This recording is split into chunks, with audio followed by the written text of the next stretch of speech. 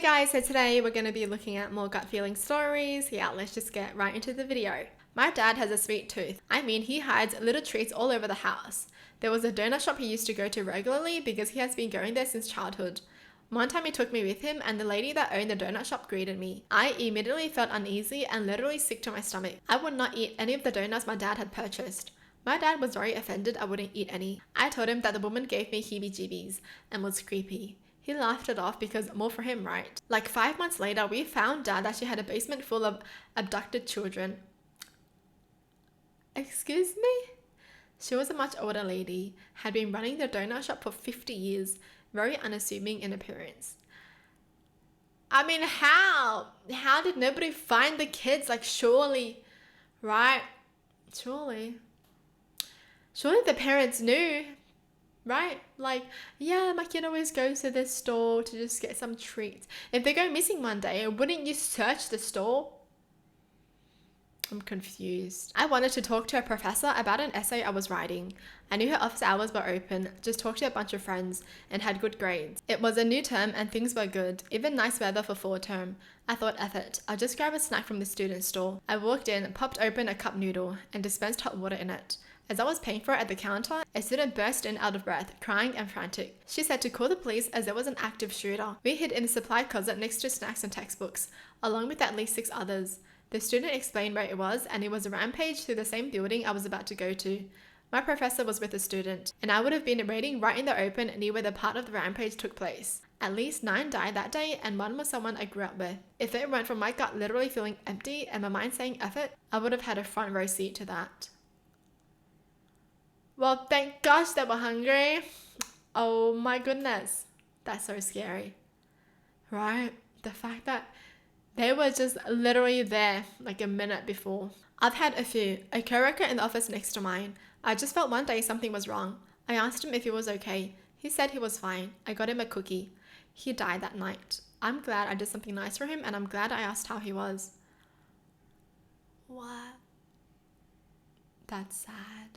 About 15 years ago, I lived in a subdivision north of Seattle, and I was out jogging one morning. There were lots of houses and apartment buildings around, but I was coming up to a stretch of road that had some sort of woods on either side of it, which I had jogged through many times before. However, on that day, a white van passed me, going pretty slowly, and I noticed about 4 blocks up ahead, it had stopped and was just parked on the side of the road. My gut started pinging pretty loudly to not jog on, and just turn around and run home, which I did. I'm super glad I did that because I'm almost 100% positive that van was waiting for me. Yum, never trust the white vans, yep. Ooh, I swear, if I saw that too, I'd be sus, right? They drive past you and then they just park and then nobody gets out? Yeah, suspicious. So it wasn't my gut, but my friend's. I had noticed whenever she had a bad feeling, it almost always turned out to be correct. We were going to sneak out one night and ride in the back of a friend's truck like we did sometimes. She told me she had a bad feeling and I immediately backed out, and so did she. The others didn't listen, and that night the truck flipped with 2 of our friends in the back. They were both hospitalized for a couple of weeks. One shattered his arm so bad it never fully healed right, and one has full back scars from the road burn. Oh, this person's smart. I bet they were both girls. We attend to everything so much, so the fact that everything is a gut feeling. One time, I got my grandma to the local train station so she could buy a ticket for a future ride. We were in there and the vibe felt really off. We talked about it and agreed to leave, do some groceries first and come back later. We came back an hour later. The train station was closed, police everywhere. Someone jumped on the tracks 30 minutes ago and was hit by a high-speed train. Wow, that's sad. But like at the same time, I don't get why people do this at like the train stations, right? Because it's like you're affecting so many people too. Like the train driver too, people just on the platforms, they see everything. Traumatizing, seriously traumatizing. My grandparents let this one guy stay with them and do some side projects for cash for a few days. When I met him, he made the hair stand up on the back of my neck. He seemed nice on the surface, but he also just felt wrong somehow. Like a year later, he shot up his entire family. Then had multiple hours standoff with the SWAT team before finally being tear-gassed out and surrendering. So while I didn't do anything, it's crazy how my intuition knew this guy was bad news. Yeah, they just knew. It's a feeling. That's true. Sometimes you meet someone and it's just like, You can't pinpoint or what's weird about them because they're so nice, everyone loves them. There's just like a weird aura around them. I was driving a very remote road in rural Australia. No streetlights, dead straight, pitch black, no other people for 100 plus kilometers. It was between Borkentown and Julio Creek in far north Queensland. The song Can't Stop by the Red Hot Chili Peppers was playing, and it repeated stop 3 times halfway through the song. I thought, weird for Bluetooth to be messing around after it's been perfect for the last 8 hours of driving. But as I finished that thought, I had a feeling there was something more to it. So I slowed right down. I must have gotten to about 60 kilometers per hour when a herd of donkeys wandered onto the road. Had I been going the 120 kilometers, I would have hit them, no doubt, and very likely been in quite a decent accident. I was going just low enough to navigate them and ended up having to swerve onto the road, which is just dirt. Any faster, the car would have skidded and likely rolled. That's scary. I mean, the guardian angel definitely warned them, because how?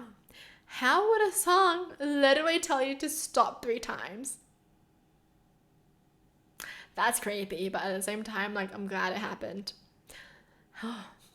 Wow, seriously. Felt sick one morning, borderline whether it was enough to pull a sickie. I did call in sick. My colleague who always gave me a lift to work was involved in a head-on crash with a truck that veered lanes. He survived with minor injuries. The passenger seat was completely crumpled, seat to dashboard.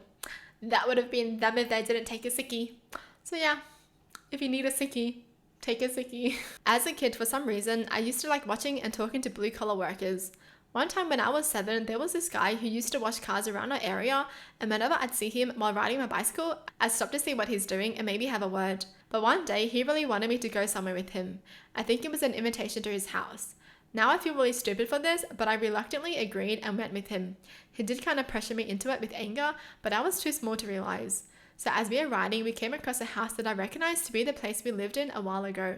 I told him that and he seemed hesitant. Somehow that hesitation was what gave me the red flag, and I snapped out of it and started driving back. As soon as I did that and he noticed, he started yelling out to me. This scared me even more, so I didn't look back and just rode back home safely.